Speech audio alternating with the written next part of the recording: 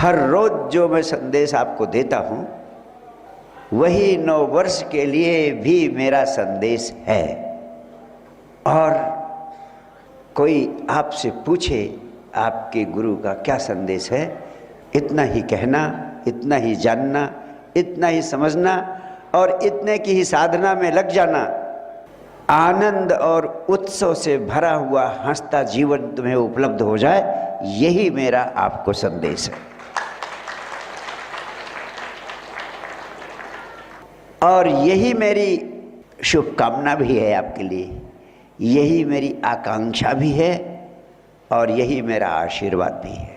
आनंद और उत्सव से भरा हुआ हंसता हुआ जीवन तुम सबको मिल जाए तो इस पृथ्वी पर मेरा आना सार्थक हो जाएगा।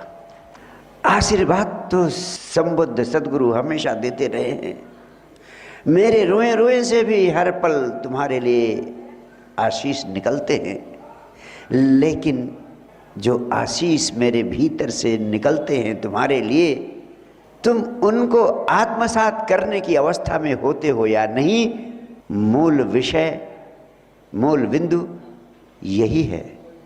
तो आज मैं 9 वर्ष के अवसर पर आपसे यही कहना चाहूँगा कि तुम इस तरह जीवन जीने का अभ्यास करो कि जो मैं तुम्हें देना चाहता हूँ, हर पल रोए रोए से तुम उसे आत्मसात करने की अवस्था में उपलब्ध हो जाओ, उसे आत्मसात करने में सक्षम हो जाओ।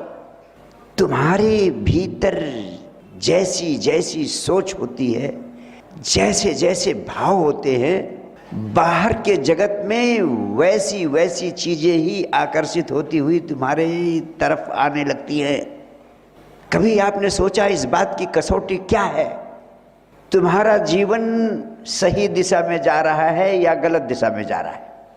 तुमने कभी सोचा गंभीरता से कि तुम अपनी जिंदगी में अपनी मनचाही मंजिल की तरफ बढ़ रहे हो या मनचाही मंजिल की तरफ नहीं, उससे विपरीत दिशा में, उल्टी दिशा में चल रहे हो?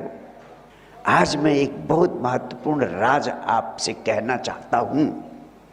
इसकी एक बहुत महत्वपूर्ण कसौटी है। इस कसौटी को भली भांति समझ लेना जरूरी है।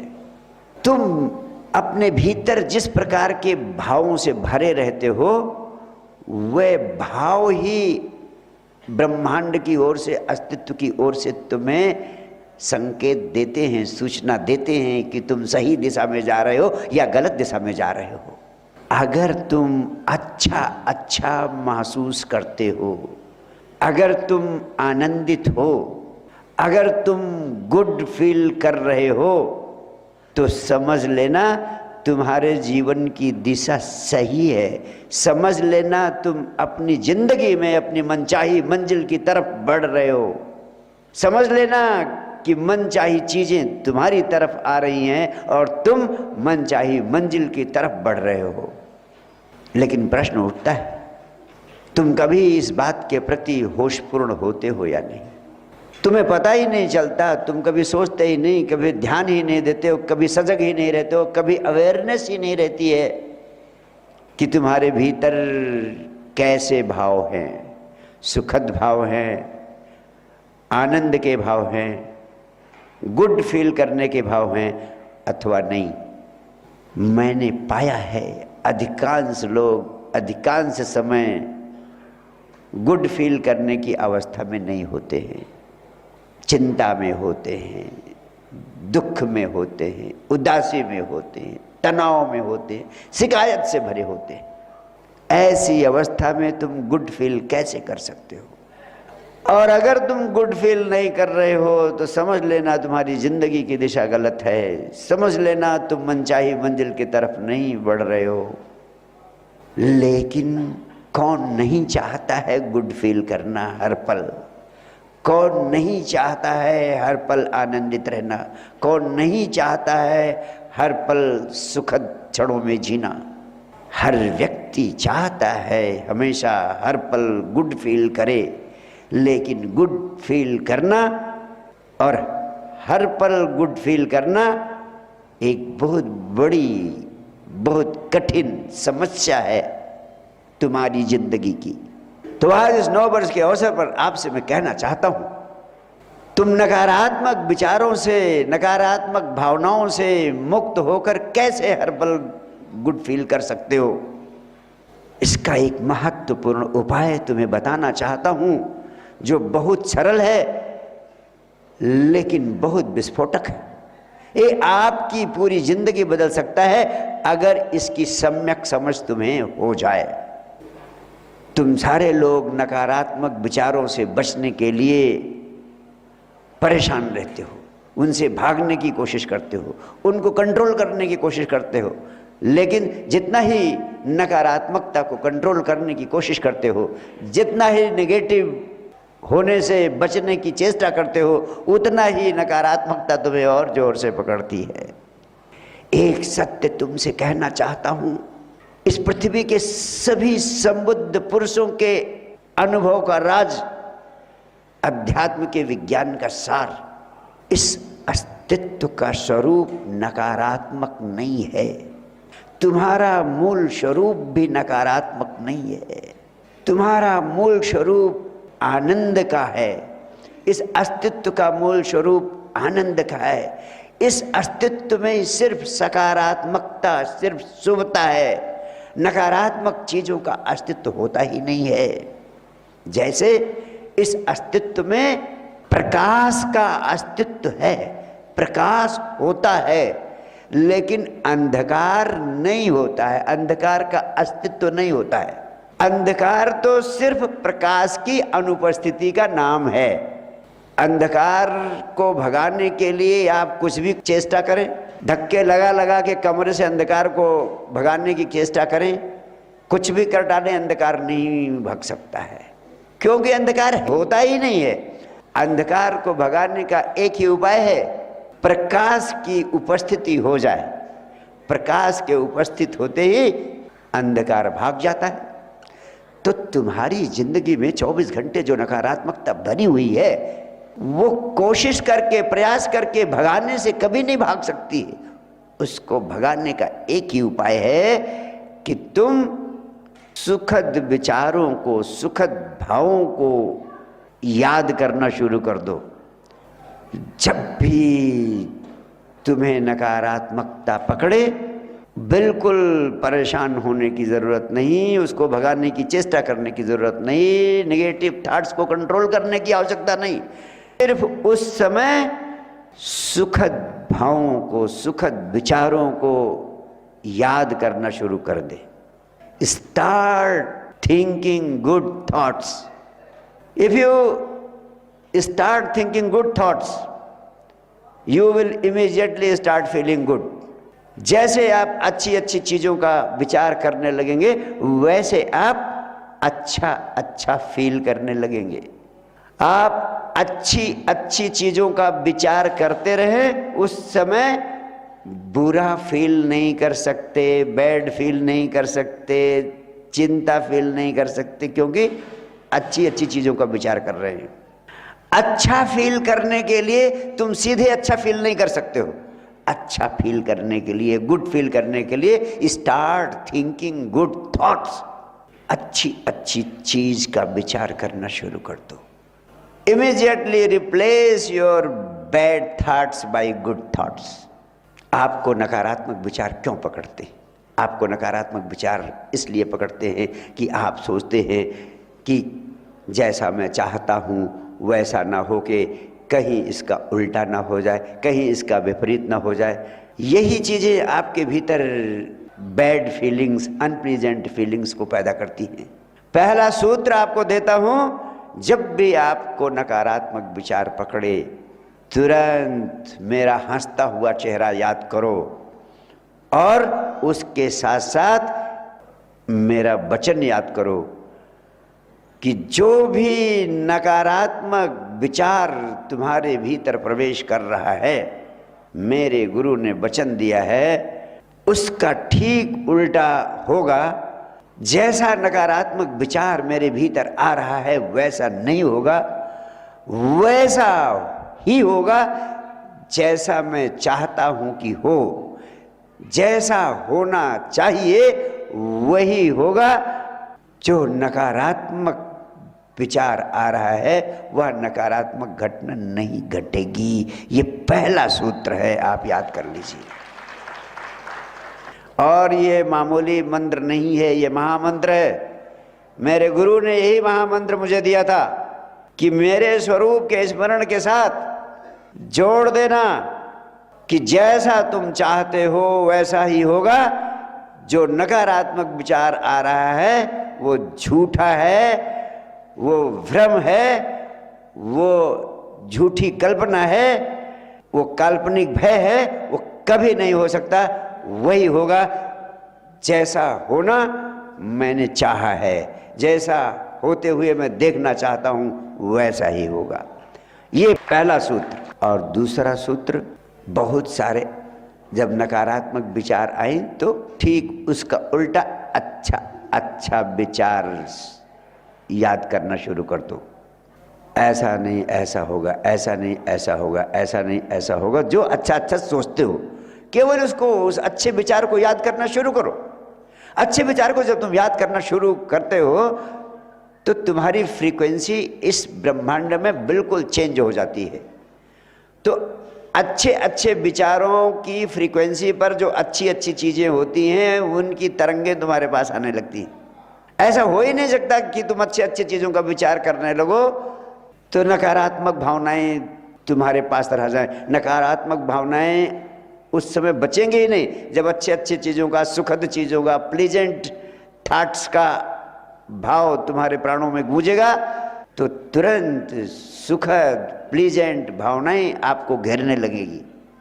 आप उस दूसरी फ्रीक्वेंसी पर हो जाएंगे। तो always try to replace your unpleasant thoughts by pleasant thoughts.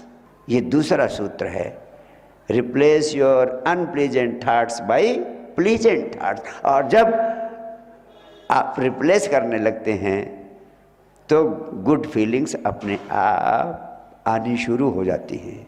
और इसी से जुड़ा हुआ तीसरा सूत्र है कि plant as many good thoughts as possible every day, every morning, whenever you get an opportunity. अच्छे अच्छे विचारों को सोचने की आदत डालो। अच्छे अच्छे विचारों के पौधे लगाते रहो, लगाते रहो, लगाते रहो, लगाते रहो। अब ये होगा, ये होगा, ये होगा, ये होगा, ये होगा, ये होगा। जैसा जैसा चाहते हो अच्छे अच्छे विचारों के पौधे लगाते रहो।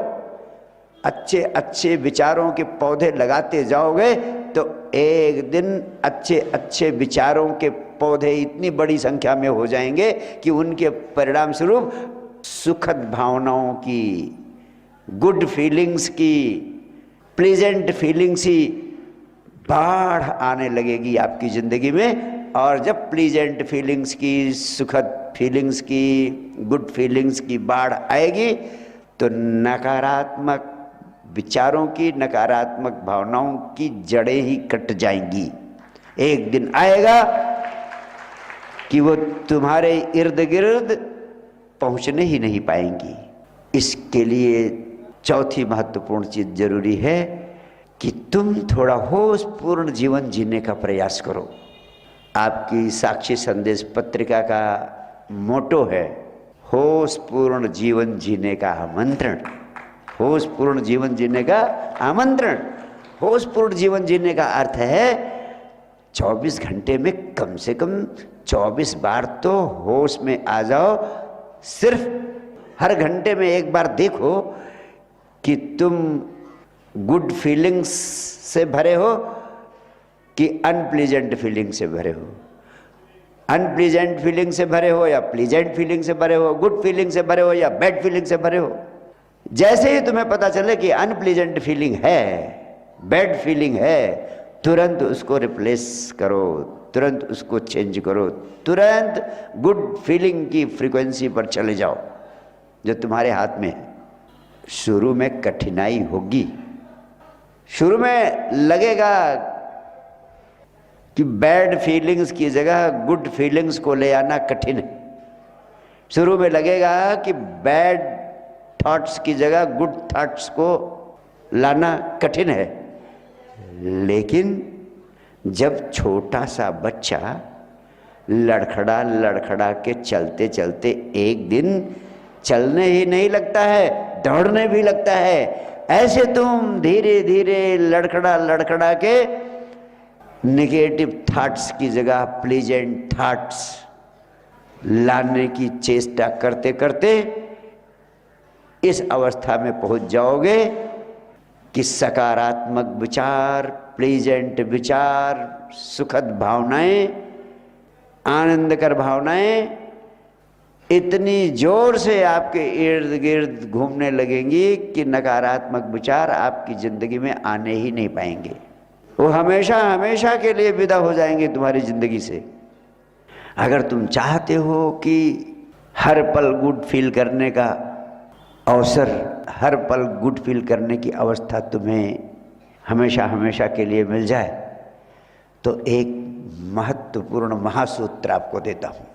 हर रोज प्रातःकाल सोकर उठते ही कम से कम 10 चीज़ों की सूची बनाओ।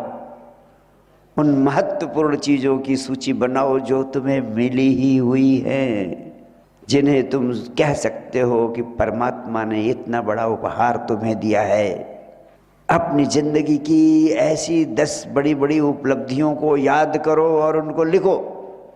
जब आप उन उपहारों की सूची बनाएंगे तो इसका परिणाम क्या होगा? You will be forced to think good thoughts.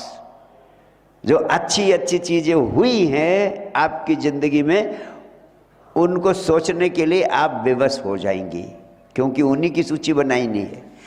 तो जब अच्छी अच्छी चीजें जो आपको मिली हैं उनकी सूची बनाने बैठेंगे तो अच्छे अच्छे विचार अपने आप सोचने के लिए आप विवश हो जाएंगे। और जब अच्छे अच्छे विचार सोचने के लिए विवश हो जाएंगे तो उन विचारों को सोचते समय you will start feeling good. आप गुड फील करना शुरू कर देंगे। और जब गुड फील करने का स्वाद तुम्हें लगने लगेगा, अभी तो स्वाद ही नहीं, क्योंकि तुम्हारी आदत नहीं, तुम्हारा अभ्यास नहीं, अभी तो तुम नकारात्मकता में डूबे रहते हो 24 घंटे। इसलिए इस आदत को बदलने में थोड़ा कठिनाई होगी, लेकिन 9 वर्ष के अवसर पर यही संकल्प लेकर तुम उठना कि अब मैं हर पल आनंदित रहने की साधना करने के लिए I will try to always feel good. मैं हर पल गुड फील करने का अभ्यास करूंगा, हर पल गुड फील करने का अभ्यास करूंगा, हर पल गुड फील करने का अभ्यास करूंगा, हर पल गुड फील करने का अभ्यास करूंगा। आप हमेशा इस बात को याद रखना कि भले ही वर्तमान में आप कठिन से कठिन परिस्थिति में हैं, भले ही बड़ी से बड़ी समस्या इस समय आप फेस कर रहे हैं, लेकिन याद करना अस्तित्व का मूल स्वरूप शुभता से भरा है। मैंने कहा इसमें शुभ चीजें ही अस्तित्व में हैं। अशुभ चीजें तो तब आती हैं जब शुभ चीजों को तुम अनुपस्थित कर देते हो। प्रेम का अस्तित्व है, घृणा का अस्तित्व नहीं है। लेकिन घृणा क्या है? वो प्रेम की अनुपस्थिति है। जब प्रेम की अनुपस्थिति होती है तो घृणा होती है। तो प्रेम को उपस्थित करने पे जोर दो, घृणा न करने के चक्कर में न पड़ो, प्रेम को बुलाओ। परिस्थिति कितनी भी कठिन हो, उस परिस्थिति में कोई न कोई अच्छाई जरूर छिपी होती है। उस अच्छाई को खोजने की दृष्टि अपने भीतर रखो। जब भी कठिन समस्या से जूझ रहे हो, मेरे वचन याद करो। गुरुदेव ने कहा था निश्चित रूप से इसमें कुछ न कुछ अच्छा मेरे लिए मिलने वाला है, आने वाला है। अगर अच्छी चीज को उस बुरी परिस्थिति में खोजने की दृष्टि पैदा करोगे, अच्छी चीज को खोजने की चेष्टा करोगे, अच्छी चीज को खोजने पर फोकस करोगे, अध्यात्म के वैज्ञानिकों का कहना है वो बुरी परिस्थिति अच्छी परिस्थिति में, सुखद परिस्थिति में ट्रांसफॉर्म हो जाएगी, बदल जाएगी। वो बुरी परिस्थिति बदल जाएगी, वही बाधक स्थितियां तुम्हारे लिए साधक बन जाएंगी। और मैंने इस पर बहुत बड़े और बहुत गहरे प्रयोग किए हैं, उनके बड़े सार्थक परिणाम मिले हैं। तुम भी कोशिश करके देखो, तुम कभी हिम्मत मत हारो, कभी इससे मत घबराओ कि इस समय बहुत बड़ा चैलेंज है, इससे मत घबराओ कि कोई बहुत बड़ी कठिन परिस्थिति है। परिस्थिति कैसे भी हो, always focus on what you want. तुम्हारा चित्त हमेशा उसी चीज पर केंद्रित रहे जो तुम पाना चाहते हो। समस्या की मत सोचो, फोकस उस समय की समस्या पर मत ले जाओ, क्योंकि जिस पर फोकस ले जाते हो, जिस पर अपनी दृष्टि लगातार केंद्रित करते हो, जिस पर तुम्हारा ध्यान केंद्रित रहता है, वही चीज प्रकट होती है असलियत में। अगर कठिन परिस्थितियां हैं, कठिन समस्याएं हैं, तो कठिन समस्याओं को अपने विचार का केंद्र मत बनाओ, उन पर अपनी चेतना को न केंद्रित करो। अपनी चेतना को केंद्रित करो उस पर जो तुम घटित होते हुए देखना चाहते हो, जो तुम प्राप्त करना चाहते हो। तुम्हारा फोकस, तुम्हारी दृष्टि, तुम्हारा ध्यान सदैव उस पर केंद्रित रहे जो तुम पाना चाहते हो, उस पर नहीं जो उस समय की समस्या है। मैं वचन देता हूं, जो तुम पाना चाहते हो आकर्षित होता हुआ तीव्र गति से तुम्हारे पास आता जाएगा, आता जाएगा, आता जाएगा। 5 महत्वपूर्ण विधियां बताना चाहता हूं जिससे साक्षी भाव आपके जीवन का अंग बन जाए, आपके प्राणों में आत्मसात हो जाए। पहला सूत्र है कि धीरे धीरे कर्ता होने का भाव कम करो, दृष्टा होने की प्रक्रिया पर जोर दो, देखने की प्रक्रिया पर ध्यान दो। जो भी काम कर रहे हो उसमें साक्षी भाव को साधो। कैसे साधेगा? तुम देखने वाले बन जाओ हर कृत्य में। तुम करने वाले नहीं हो, देखने वाले हो। तो जो भी काम कर रहे हो उसमें तुम देखने वाले हो, इस भाव का बोध करो।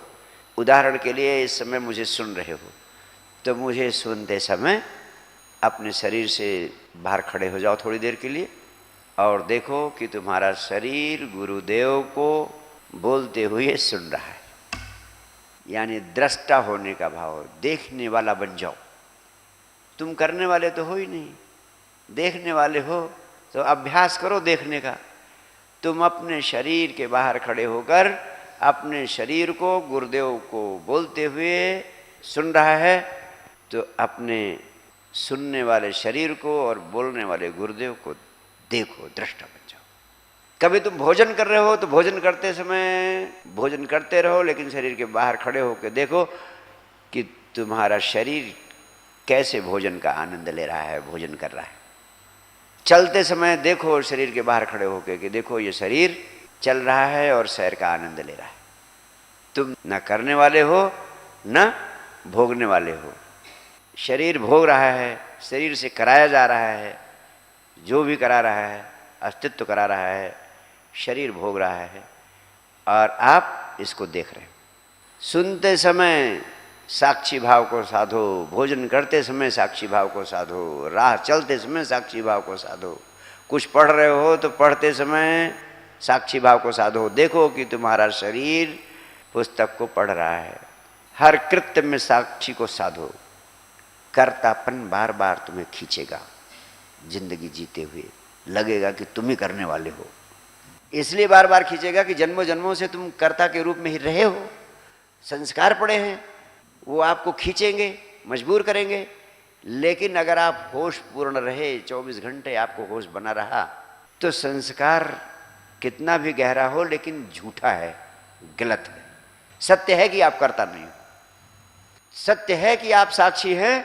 तो अगर आप साक्षी को साधेंगे तो कर्तापन धीरे धीरे हार जाएगा, जो सत्य है वो जीत जाएगा। यानी साक्षी भाव आपका खड़ा हो जाएगा, जाग जाएगा, साक्षी भाव स्थायी भाव हो जाएगा। तो पहला सूत्र हो गया, धीरे धीरे कर्तापन के भाव को कम करो और दृष्टा होने के भाव पर जोर दो। साक्षी साधना की दूसरी विधि है जिंदगी के प्रति सर्व स्वीकार का भाव, total acceptance of whatever is happening in your life. जहाँ भी हो, जैसे भी हो, उसको वैसे स्वीकार कर लो।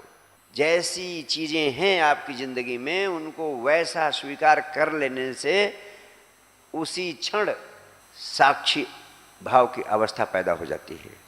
There should be no resistance in life. जो कुछ हो रहा है, जैसा हो रहा है, टोटल एक्सेप्टेंस। अभी आपके सारे दुख का कारण क्या है? क्योंकि आप चाहते हैं जैसा हो रहा है वैसा नहीं होना चाहिए, उसके विपरीत होना चाहिए, उसका उल्टा होना चाहिए। और इसीलिए आप एक संघर्ष की, कॉन्फ्लिक्ट की स्थिति में आ जाते हैं।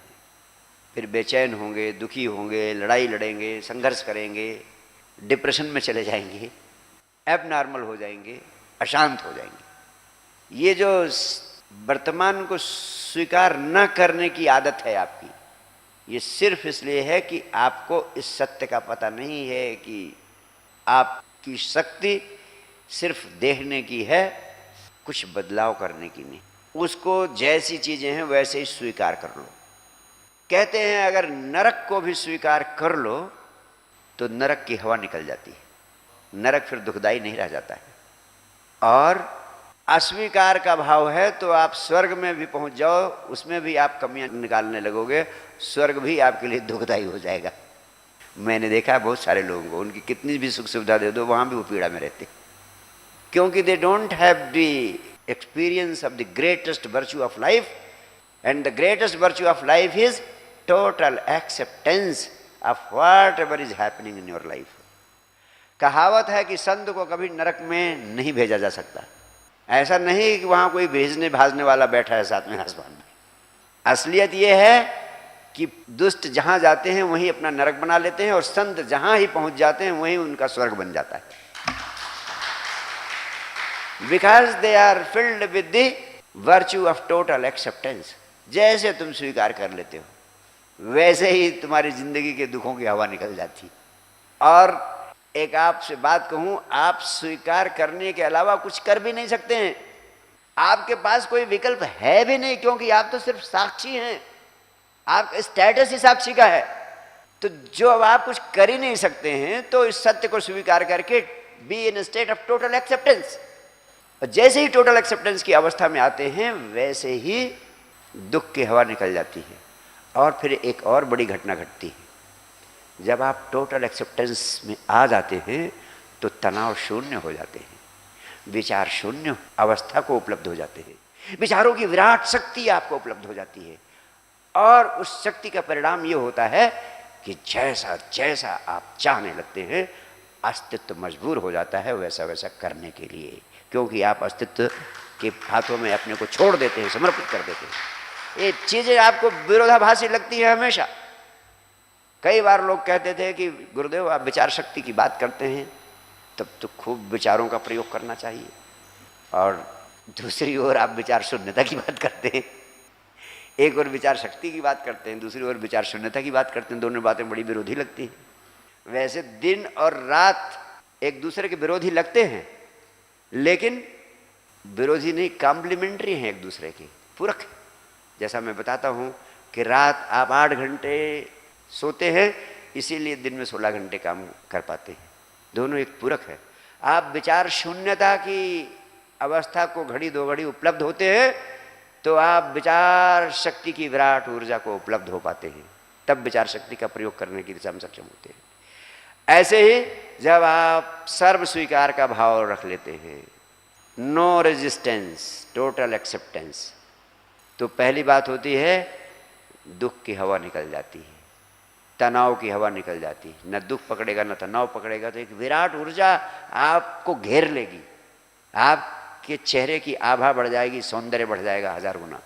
और वो आभा घेरती है तो विचारों की विराट ऊर्जा भी आपके भीतर पैदा हो जाती है। फिर ये एक चमत्कार होता है कि जैसा जैसा आपके भीतर चाह पैदा होती है वैसा वैसा होने लगता है। ये न सोचिए कि आप टोटल एक्सेप्टेंस में चले जाएंगे तो फिर आपकी बहुत ज़िंदगी गुलामी की हो जाएगी। टोटल एक्सेप्टेंस में जाते ही आप सम्राट हो जाते हैं। और कैसे होते हैं ये प्रयोग करो तब आपको पता चलेगा। मैं तो शब्दों से सिर्फ इशारा दे सकता हूँ, सिर्फ संकेत दे सकता हूँ। और तीसरी बात है परिस्थितियों को नहीं, सिर्फ मन स्थितियों को बदलने की चेष्टा करो। जहाँ जिस परिस्थिति में हो, परिस्थितियों से संघर्ष न करो, अपनी मन स्थिति को बदलने की चेष्टा करो। इसीलिए मैं नहीं कहता हूँ कि घर गृहस्थी छोड़ दो, संसार छोड़ दो, आश्रम में मठों में चले जाओ। सिर्फ अपनी दृष्टि बदल दो। Don't try to change your circumstances, simply change your attitude towards things and life. और कानों कान किसी को पता भी नहीं चलेगा, आप एक बहुत बड़े रूपांतरण की, बहुत बड़े परिवर्तन की अवस्था से गुजर जाओगे। चौथा सूत्र है, बार बार भूल जाओ तो बार बार याद करो कि तुम साक्षी हो, साक्षी हो, करता नहीं हो, साक्षी हो। जितना तुम्हें साक्षी होने का सत्य याद रहेगा, स्मरण रहेगा, उतना ही साक्षी भाव तुम्हारा सधता जाएगा। इसलिए मैंने रिचुअल, कर्मकांड, क्रियाकांड तो देता नहीं हूँ, लेकिन एक रिचुअल जरूर दे देता हूँ। सिर्फ छोटा सा रिचुअल, एक ही बार आपको करना है और हमेशा के लिए लग जाएगा। वो रिचुअल आपको हमेशा याद दिलाता रहेगा कि आप करता नहीं, साक्षी। वो रिचुअल सिर्फ इतना है, जो नाम परमात्मा ने, माँ बाप ने आपको दिया है, उस नाम के आगे आप साक्षी शब्द और जोड़ लें। साक्षी ए, साक्षी बी, साक्षी एक्स, साक्षी वाई, साक्षी जेड। आपके नाम के आगे साक्षी लग जाएगा, दिन में हजारों बार आपको याद आएगी, लोग भी याद दिलाएंगे। साक्षी एक्स, साक्षी वाई, साक्षी भाव आपकी खोपड़ी नॉक करता रहेगा, ठकठकाता रहेगा, और साक्षी भाव की अवस्था में आप अकस्मात पहुंचने को मजबूर हो जाएंगे। पांचवा सूत्र है साक्षी साधना का महासूत्र, सोचे नहीं देखे। लोग सत्य को पाना चाहते, लोग परमात्मा को पाना चाहते। अनंत काल से संबुद्धों ने एक महत्वपूर्ण बात कही, वो तो तुम्हें मिला ही हुआ है। मैं भी यही सुनता रहता था लोगों से कि आपका मूल स्वरूप है आनंद, परमात्मा आपका मूल स्वरूप है। मैं सोचता था ये संत महात्मा कितनी बेवकूफ़ बनाने वाली बातें कहते हैं। शायद ही कोई ऐसा व्यक्ति हो जिसने ये न सुना हो कि आनंद हमारा मूल स्वभाव है। सत्य तो हमें मिला ही हुआ है, परमात्मा तो हमें मिला ही हुआ है, लेकिन हम अपने को उससे वंचित किए हुए हैं। सब जानते हैं। सत्य को पाने के लिए, आनंद को पाने के लिए फिर इतना प्राणायाम क्यों करना पड़ता है, इतना परिश्रम क्यों करना पड़ता है, इतनी साधनाएं क्यों करनी पड़ती हैं। और जिन लोगों ने जाना उनका अनुभव क्या कहता है। हर ज्ञान को स्वयं खोज करके पाने में बड़ा परिश्रम करना पड़ेगा, लेकिन अब तक जो विज्ञान पैदा हुआ है परम ज्ञान को प्राप्त करने का, उसका सहारा लेकर उसके सहयोग से चला जाए तो बहुत थोड़े से श्रम से, बड़ी शीघ्रता से और शायद बिना समय लगाए ही गंतव्य तक पहुंचा जा सकता है। आपने कभी सोचा कि मेरे मूल स्वरूप को प्राप्त करने में कठिनाई किस चीज़ की है? सत्य को जानने में कठिनाई किस चीज़ की है? सत्य तो आपके चारों ओर व्याप्त है, फैला है, प्रकट। सिर्फ देखने की ज़रूरत है, और आंखें भी परमात्मा ने आपको दे रखी। फिर बाधा क्या है? बड़ी साधारण सी बाधा है, समझें तो। हम जो कुछ भी चीज़ देखते हैं हमें लगता है कि हम देख रहे हैं, वास्तव में उसे देखते नहीं। आप पूछेंगे कैसे और क्यों? मैं आपसे कहूँगा, जो भी चीज़ आप देखते हैं, देखते समय तुरंत एक दीवार आ जाती है, एक पर्दा आ जाता है, और जिस चीज़ पर आपकी दृष्टि होती है वो चीज़ हट जाती है सामने से, कोई और चीज़ आ जाती है। जैसे आप एक फूल को देख रहे हैं, आप गुलाब के एक फूल को अपने हाथ में लें और देखें, आप गुलाब के फूल को सीधा नहीं देखते। गुलाब के फूल को देखते ही कुछ विचार आ जाते हैं गुलाब के बारे में कि हाय रे, ये गुलाब तो असली लाल गुलाब है, काश ये और बड़ा होता, गुलाब का फूल तो प्रेम का प्रतीक है, क्या सुगंध होती है। जाने और भी कितने कितने रंग के गुलाब होते हैं। गुलाब का फूल सामने आया नहीं कि हजार विचार आपके मस्तिष्क के समक्ष आ जाते हैं। इसलिए जो गुलाब का फूल आपके सामने है, वो गुलाब का फूल देखने में गुलाब के फूल के प्रति जो विचार होते हैं वही बाधा बन जाते हैं और आप गुलाब के फूल को कभी देख नहीं पाते।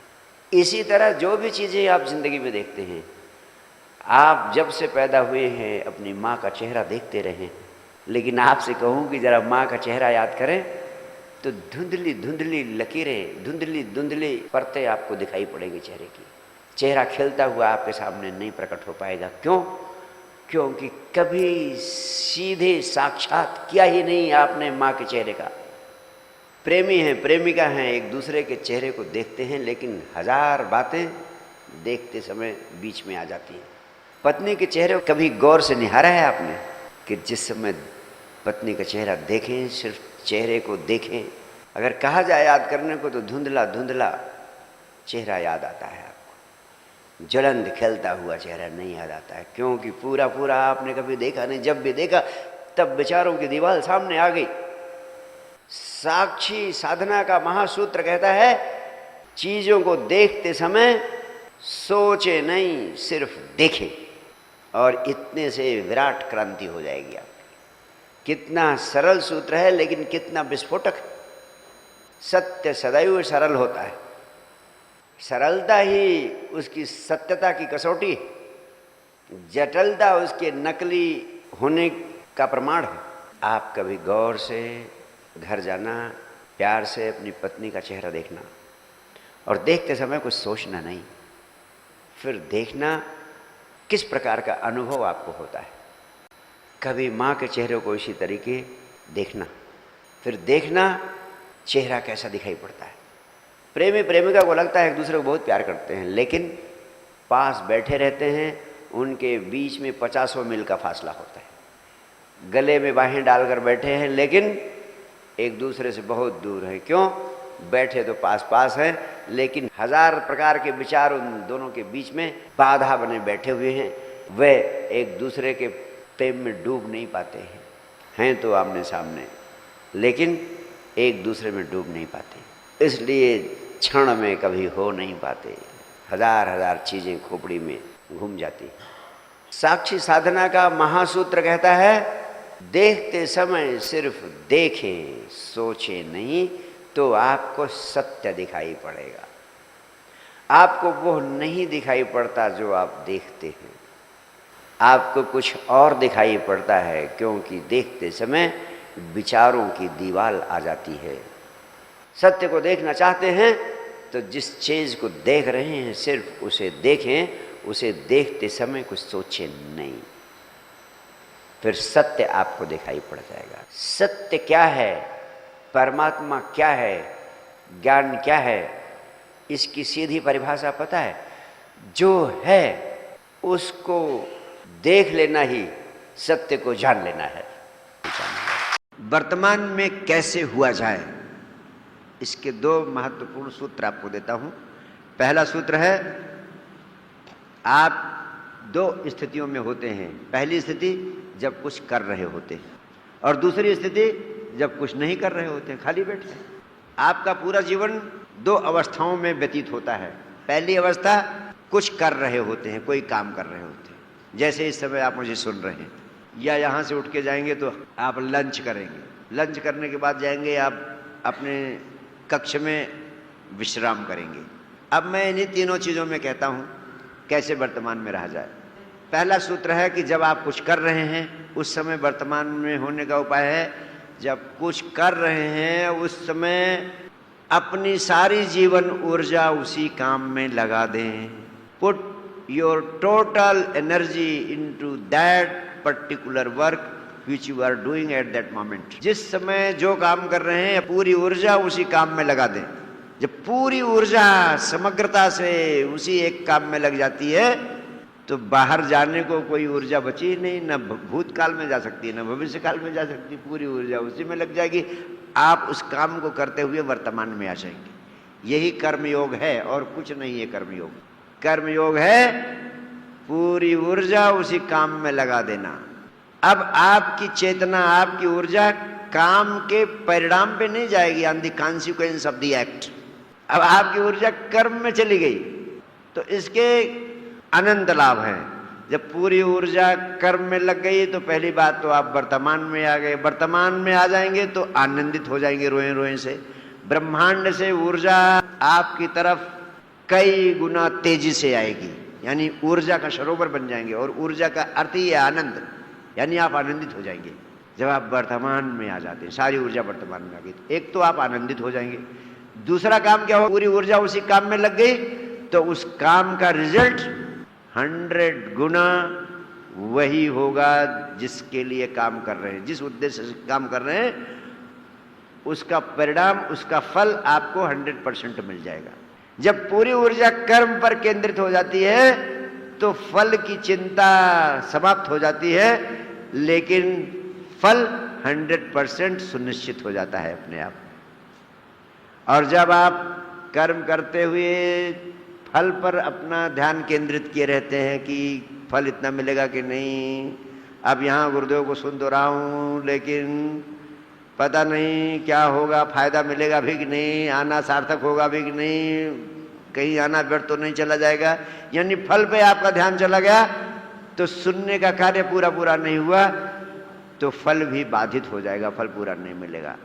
यानी जिस समय जिस काम को कर रहे हैं पूरी ऊर्जा उसी काम में लगा दें तो आप वर्तमान में आ जाते हैं। पहला लाभ, आप ब्रह्मांड की ऊर्जा आपकी तरफ तीव्र गति से प्रचुर मात्रा में प्रवाहित होती है, जिसके कारण आप आनंदित हो जाते हैं। दूसरा लाभ, जो कर्म कर रहे हैं उसका 100% फल आपको प्राप्त होता है, ये तीसरा लाभ।